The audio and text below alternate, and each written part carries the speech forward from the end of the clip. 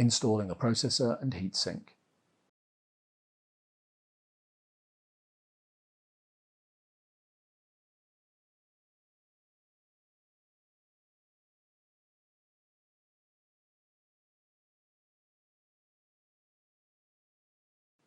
Hold the blue latch and slide the processor carrier into the rail frame.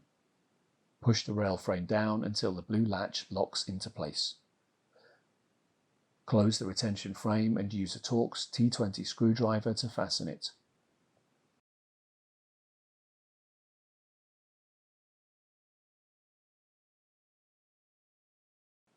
Use a syringe to apply 4 uniformly spaced dots of new thermal grease to the top of the processor.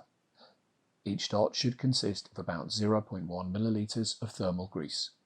Align the triangular mark on the heatsink with the triangular mark and threaded posts on the processor socket, and then install the heatsink on the processor socket.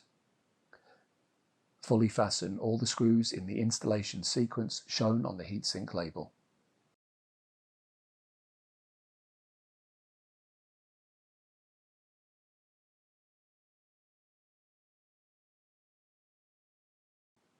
Install the air baffle.